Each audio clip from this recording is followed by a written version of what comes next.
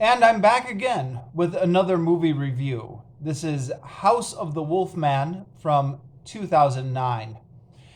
Now, before I get into this review, I feel like I need to set up briefly what exactly this movie is because it's not a mainstream movie.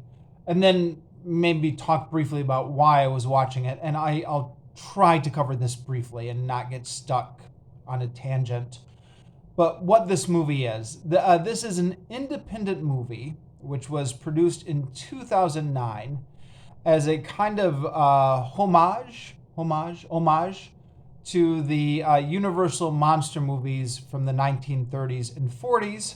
And the Universal monster movies from the 1930s and 40s, I've talked about them before on this channel. I was a big fan of these in my youth.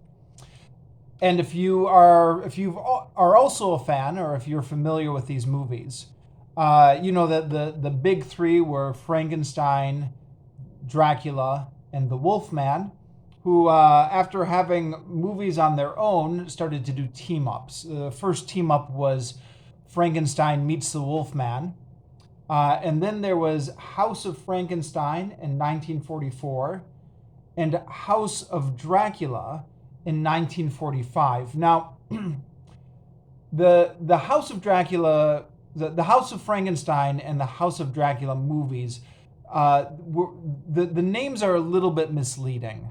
What they are is just monster mashup movies. So the House of Frankenstein isn't particularly about Frankenstein. It's not really about a house. The titles are misleading. But it is a movie in which Dracula, Frankenstein, and the Wolfman were all together in the same movie for the first time, followed by House of Dracula, in which Dracula, Frankenstein, and the Wolfman were again all together in the same movie. And then they just stopped making them. The movies, I don't know what happened. They were deemed unprofitable, or the fad was over. So House of Dracula was the last one. For the purposes of this review, forget about Abbott and Costello Meet Frankenstein. House of Dracula was kind of like the last official monster movie. But if they had kept going, it's reasonable to assume House of the Wolfman would have been the next one. I mean, the Wolfman doesn't have a house, but like I said, these titles are misnomers. So I guess this production crew back in 2009 got the idea of what if there was a House of the Wolfman, and this is kind of like an unofficial sequel produced to those Universal monster movies, which again features the Wolfman, Frankenstein, and Dracula, all in this movie, House of the Wolfman. It's 2009, so it's quite a belated sequel to 1945's House of Dracula. And all the original actors from those days are long dead, of course, but they do have one of the descendants in this movie. So the Wolfman was played by Lon Chaney Jr., and Lon Chaney Jr. was the only actor who was consistently with his monster throughout. Or maybe I should say the Wolfman is the only monster that had the same actor throughout. So Frankenstein, they changed the actor on Frankenstein's monster. Dracula, they changed the actors on Dracula. But the Wolfman was always Lon Chaney Jr. all throughout the Universal Monster Movies series. So this is Ron Chaney, the grandson of Lon Chaney Jr., who is in the House of the Wolfman with a bunch of other people. It's an independent film, and I don't really know a lot about film production, but it's professionally done. So it's not an amateur production.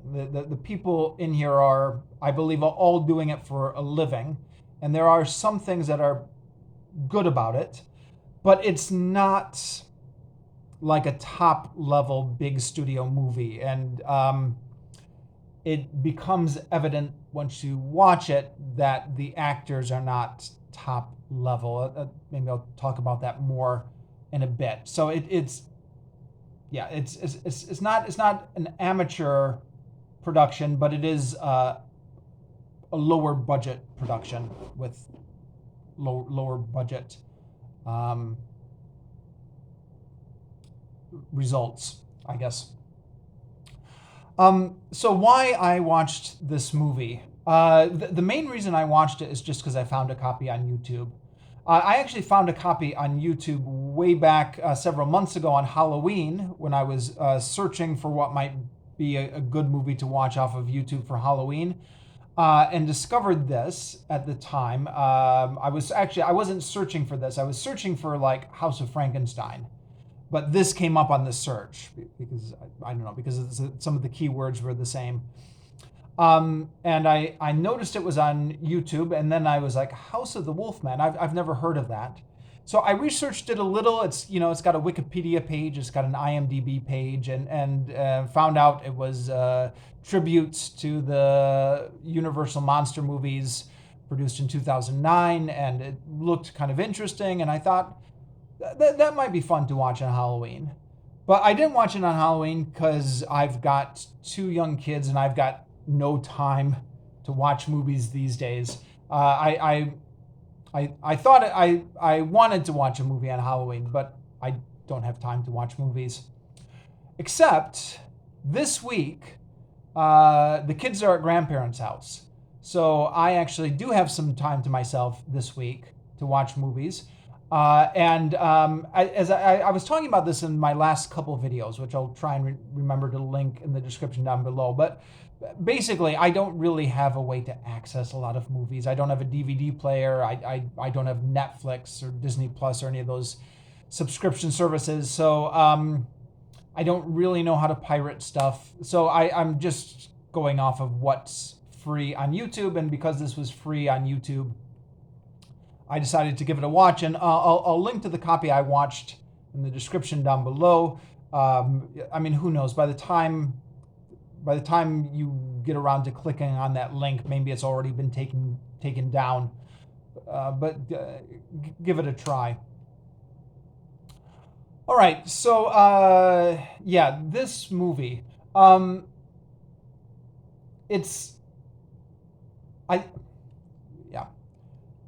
Okay. After watching this movie, I watched a couple other reviews about this on YouTube. There's not a lot of other reviews on YouTube, which I guess isn't surprising because it's an independently produced film. It's not like a mainstream film. And I read a couple reviews, and the consensus seems to be negative. I actually didn't hate this movie. There were a number of things about it that I liked, but it's got problems, and it's one of those frustrating movies where you're like, oh, it could have been so good if they would have just changed a few things. So maybe I'll talk about what I think could have made this movie a lot better. So yeah, this actually, first thing maybe I'll talk about is the connection between this movie and the other Universal monster movies. So this movie is setting itself up to be an unofficial sequel to the Universal monster movies, and they have a number of things that tie into that. And by the way, I'm getting into spoiler territory here. But the main villain in the movie, or the mad doctor in the movie, is the grandson of Peter Frankenstein. Peter Frankenstein appeared in the movie Son of Frankenstein. The mother of that character turns out to have been the sister of Bella. Bella being the gypsy fortune teller who was the original werewolf in the Wolfman movie. And the cane that was used to kill the Wolfman in that movie, the cane with the silver handle, makes an appearance. At the end of the movie, there's a reference to a song lyric that appears in Frankenstein Meets the Wolfman. There are, I suspect, additional Easter eggs in here that I didn't catch, probably, that link back to the Universal monster movies in the 1930s and 40s. I've tried to research this on the internet. I don't know if you know of any other Easter eggs. Let me know in the comments down below. I saw most of those movies when I was young. The one I didn't see was House of Frankenstein. Sorry, the one I didn't see was Son of Frankenstein. That's the one Universal monster movie I never got around to seeing when I was younger. But it's been years since I've seen some of them, and I'm definitely due for a rewatch at some point if I ever find time and manage to track down copies somewhere. So yeah. Anyways, the movie is connecting itself to the lore of the Universal monster movies, but I'm not quite sure what the copyright situation is here because. Well, I don't know. It's not a Universal monster movie. It's an independent production, but it's not like a nonprofit. I think the people who did this were marketing it and selling it, so that they're in, even though it's low budget, it's still a for-profit venture. And I would have thought that Universal would have been more protective of its copyright with these monster movies because it's still a big piece of intellectual property for them, even though these movies are so old. And I think because of copyright law in the U.S., they're not public domain yet anytime soon. So I don't know what quite is going on here. And if you do, by all means, enlighten me in the comments down below. I saw some sort of comment on the internet speculating that the Frankenstein in this movie has a little bit of a different design. Somebody was speculating that might be because Universal wouldn't let them use the design that was too close of a match to the original Frankenstein. I don't know. The Wolfman also looks different, but Dracula looks like they're trying to imitate the look of Dracula as much as they can from the 30s and 40s movies. Again, I don't know. Okay, it's an homage / unofficial sequel to those monster movies, and they've gone through a lot of effort to try and recreate the atmosphere. Filmed in black and white. Apparently it's in the same aspect ratio, whatever that means. I don't know anything about filming. But it definitely looks like an old monster movie. I don't know. Another comment I read on the internet said they were shooting at actually the wrong angle, but that stuff is above my pay grade. I didn't notice that. But the spooky castle, the dark, rainy, stormy nights, the full moon kind of covered by the clouds, all that kind of stuff definitely seems to recreate the feel of these monster movies. And in fact, last Halloween, the Halloween in 2021, I rewatched House of Dracula. It was on YouTube at the time. I think it's since been taken down. And House of Dracula, I know that was one of the last ones when they had kind of stopped caring a little bit. But it's interesting. In terms of creating a spooky atmosphere, House of Dracula wasn't nearly as good as this. So even though this is an homage to those old movies, in some ways it's actually doing it one better. It's not actually... It's creating that spooky atmosphere that we all have in our heads when we picture these old monster movies. That's actually a little bit superior to the actual atmosphere these movies actually had, if that makes any sense. The weak point, though, and everybody agrees on this, every review I've read or listened to, the weak point is the acting. The actors are just not top level actors. And I want to be as nice as I can about this, because I don't think they're bad actors necessarily. I was watching this and I had a feeling that these were the sorts of actors I would see on stage when I would go to see a local production in my hometown. In other words, they're certainly good enough to be stage actors in a town somewhere, but they're not quite good enough to be in a major production. And I was thinking about this, and take my opinion with a grain of salt, because I don't know anything about movie production or anything like that, and I don't have a history of studying acting or anything. But I was thinking that perhaps when we see a major Hollywood big budget movie, we just don't appreciate just how good those actors are. Like Brad Pitt, Leonardo DiCaprio, Angelina Jolie. As much as people like to make fun of them, they are actors at the top of their game, and they can play the part without looking like they're acting. And there are maybe only a handful of people who are able to do that, and that's why they get the millions of dollars to act in those big budget Hollywood movies. And as much as everybody makes fun of them for saying, oh, Keanu Reeves can't act, or Leonardo DiCaprio can't act, or whatever, they actually wouldn't be getting those paychecks if they couldn't actually act convincingly enough to carry this movie. So it's like NBA basketball players or something like that. There's only a few people who are good enough to do it at that level, and that's why they get the millions of dollars.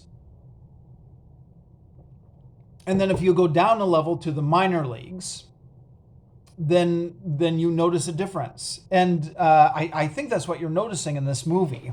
And I don't even want to say it's bad acting, but it's just very noticeable that all the characters are acting. You just never forget for a second that this is an actor putting on this affectation. Or you putting on this voice, putting on these mannerisms, even though the mannerisms and the characters they're doing aren't bad necessarily, but they just can't blend into it seamlessly enough. It's again, I don't want to harp on this, because I feel like I'm punching down a little bit by criticizing the actors who are doing the best job they can, but you can't not talk about it. It's just something that you notice straight away. I think as you go along with the movie, it doesn't bother you quite as much the longer you watch it. The style grows on you a little bit. The other thing that a lot of people criticized in this movie, and again, I'm going to get into spoiler territory here, is the monsters don't show up until the last 10 minutes. There's a whole bunch of buildup, and then only in the last 10 minutes do we get the Wolfman, Dracula, and Frankenstein actually showing up. I would be largely willing to forgive this, actually, because that's the way the old 1940s monster movies were as well. I mean, House of Dracula was again a classic example where there was just all this build up and these soap opera type plots and stuff like that, and then the monsters only fight for the last 10 minutes of the movie. Frankenstein meets the Wolfman was again similar in this regard. So if they're doing an homage to these older movies, I almost thought, okay, fair enough. That's exactly the same way they would have played it in the 1940s. The movie is 90% build up and then just 10% action. I I'm largely willing to give that a pass. And I actually enjoyed the build up for the most part. It's got a great spooky castle atmosphere. Um, the paintings with the eyes and the the eyeballs looking through the paintings, spider, and just this gradual buildup of tension. Well, it's not so much a gradual buildup of tension, but it's a mystery that gets set up. Why are we here? Why did we get invited to this castle? And you just kind of, I don't know. I found it largely watchable and entertaining. Now, again, take my opinion with a grain of salt because, as I mentioned earlier in this video, it's been forever since I've had a chance to sit down and watch movies. So, maybe I'm just easier to entertain now. I'm just like, oh, finally, I get to relax and watch something. Okay, this is all right. But I found myself getting into the atmosphere of it all right. The acting wasn't great, but like I said, forgive that. The acting was good enough. It was good enough. Okay, here's where things could have been a little bit better.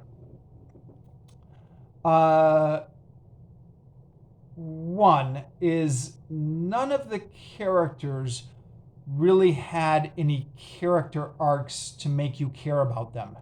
So the plot of the movie is they've all been invited to this castle by this mysterious mad doctor. And he has some sort of selection process, which he's not going to say, where he's going to select his heir, who's going to inherit his castle and inherit his fortune. And they don't know why they've been selected for this, and they don't know who each other is. So they're in the castle and they're talking to each other and they're trying to figure out, okay, why are we here? What is our connection? What do we have in common with each other? And then they gradually figure out that they all have a similar backstory in that they all seem to have been born to a mother who was horribly attacked and mutilated by some sort of savage father. Again, getting into spoiler territory here.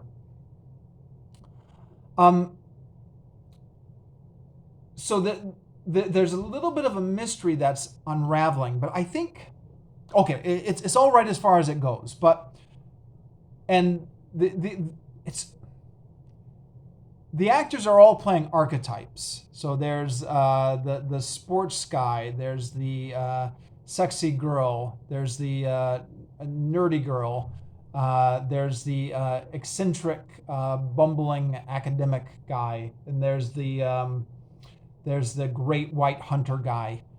But they don't have any arcs. So I think what you would need to do to kind of bring this to a level where you get the audience more invested in is give them a motivation other than I want to inherit this castle so I can be rich. I mean, none of them really have a character arc or motivation to be there. They're just told that if they come to this castle and spend a few nights, they might be selected to be the heir and inherit this fortune. But it's not set up that any of them need the money, that any of them really care about the money. You just get the feeling that they're like, well, a free castle?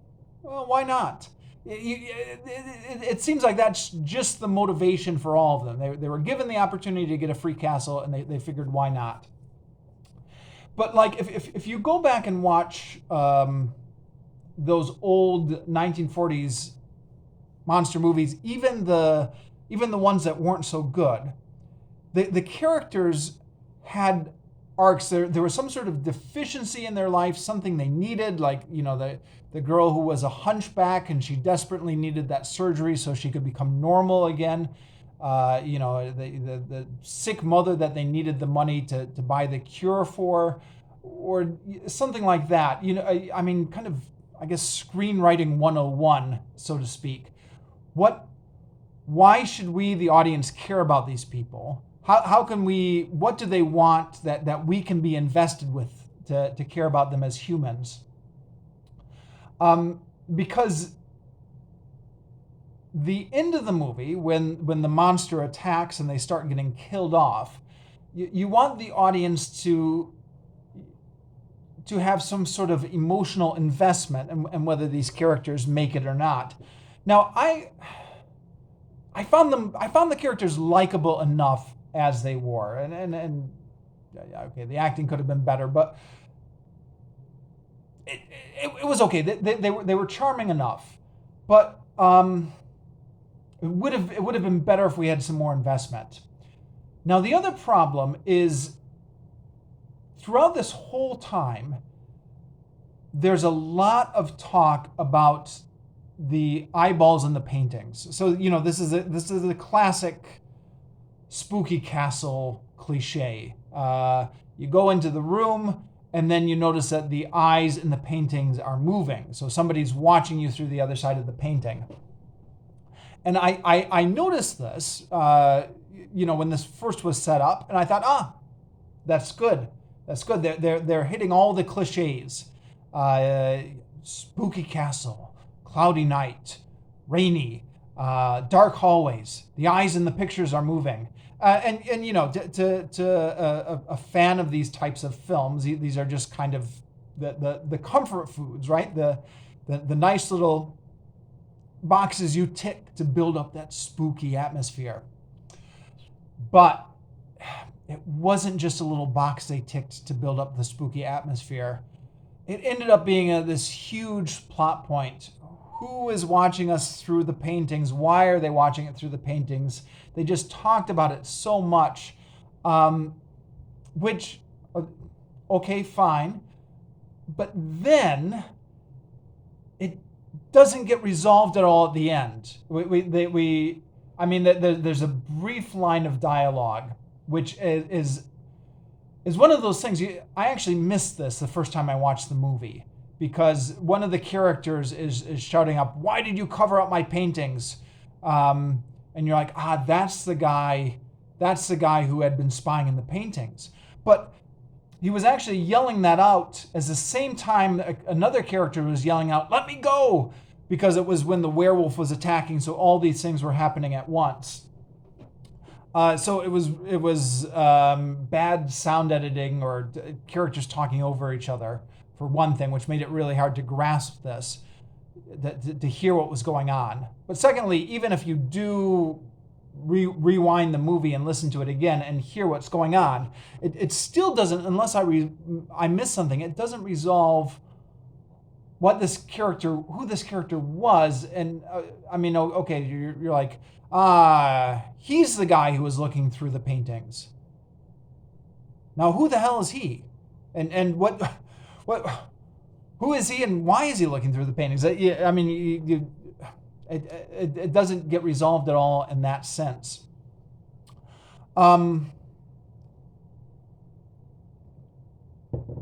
So, yeah, if those things had been fixed in the script, and I don't know anything about writing a script or movie production, but I think it could have been fixed relatively easily with somebody who maybe knew what they were doing with the script a bit more.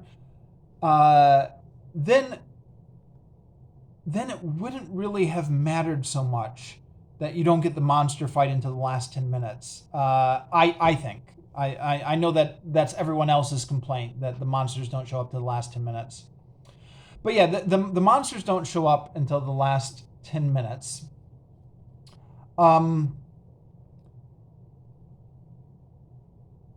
It's an action-packed 10 minutes. Our five main characters are killed off in pretty quick succession. Killed off almost a little bit too quickly. After having spent an hour with these characters, I would have liked to kind of have their deaths had a little bit more gravitas. You know, the there was one character, she was just screaming and the Wolfman kind of swiped at her and she fell down, and then like, all right, I guess she's dead now. Maybe have the camera linger on it a little bit more, create a little bit more suspense around these individual characters. I mean, really, I guess the movie should have been 20 minutes longer. The movie is only an hour and 15 minutes, so it could have been 20 minutes longer or so. We spent all this time with the characters. Give us a little bit more time on their deaths. Draw us in, make us feel more emotion when they die. You've earned it at this point. The movie has.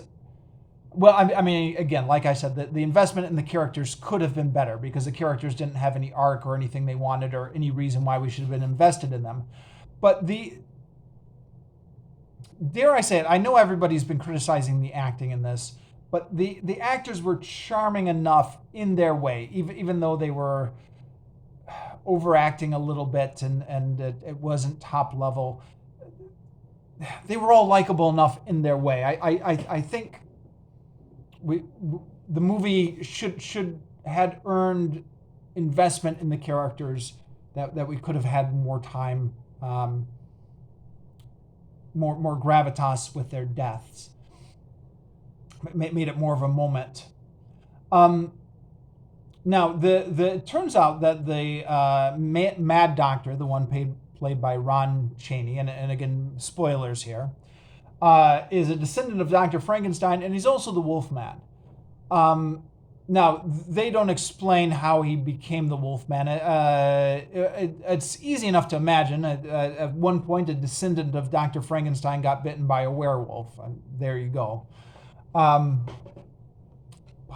I don't know.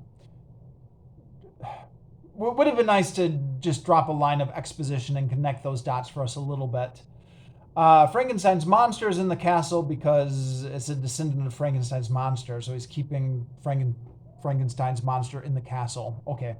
Frankenstein's monster gets out and they fight, and then Dracula shows up at the very end. And why does Dracula show up? Well, it's never explained. And again, this is another one of those things where I know everyone else complains about this movie and says it's stupid because the monsters only show up in the last 10 minutes. I would have been fine with the monsters only showing up in the last 10 minutes if you would have just had it make a little bit more sense. Why does Dracula show up?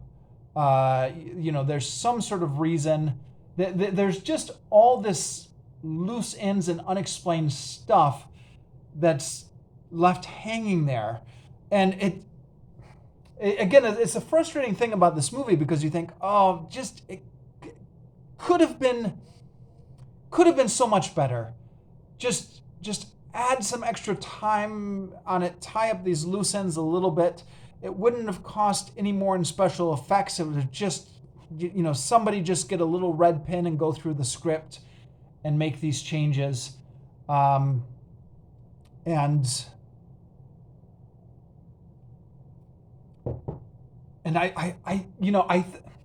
It's frustrating because I think with a few small changes in the script, it would have been a perfectly okay movie, even taking into account the fact that the actors aren't top level. Even taking that into account, the actors were good enough to sell their parts. If the movie, I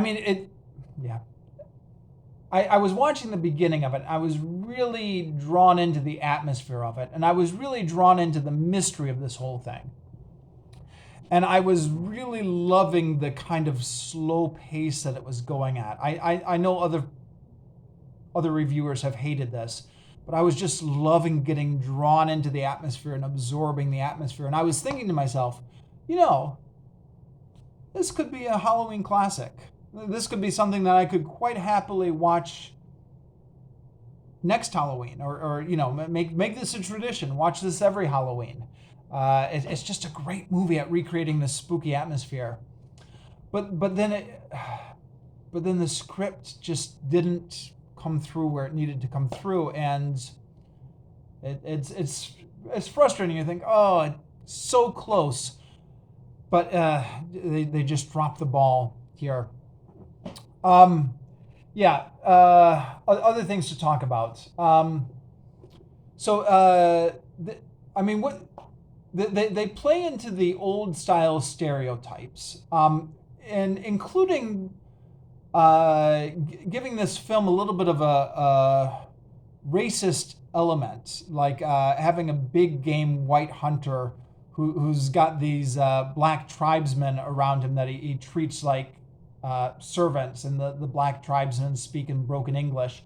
It is the kind of thing that you could easily imagine would be in a 1930s or 40s movie. It's most filmmakers today would give any kind of racist elements like that a wide berth, even if it's being done as satire or homage. But they actually went there, for better or for worse. The guy who plays the great white game hunter does all right. Again, like all of them, he overacts a little bit, or he doesn't meld into the part completely. I was a little bit bothered by his death, because such a big deal is made in the script up until that point about how he can sense things behind him and he's always spotting things, and then he doesn't hear the footsteps of the werewolf coming up from behind him. But I guess you could get around that by saying, well, he was just a blowhard. He wasn't nearly as good as he kept telling everybody he was. Maybe that's what you're meant to think about it. The girl who survived till the end was, for some reason, more special than the others. They all had the same blood in them, but she was special for some reason, for a reason I didn't really catch, and which, again, I suspect I didn't catch it because it wasn't there. I mean, let me know if I missed something in the comments. But I guess she was just, of the half siblings, she was just special for some unexplained reason. Sorry, I'm.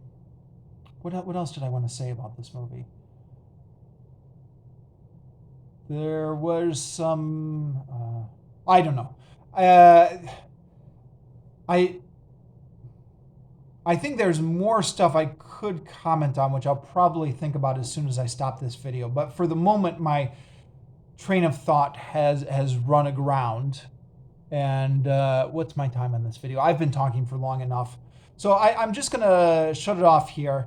I think in the end, I'm going to have to give this one, I don't know, 2 or 3 stars maybe. I was engrossed in it while I was watching it, but the ending was just unsatisfying. Oh yeah, maybe that's another thing to mention. I don't mind that the monsters didn't show up until the last 10 minutes, but give us some sort of ending.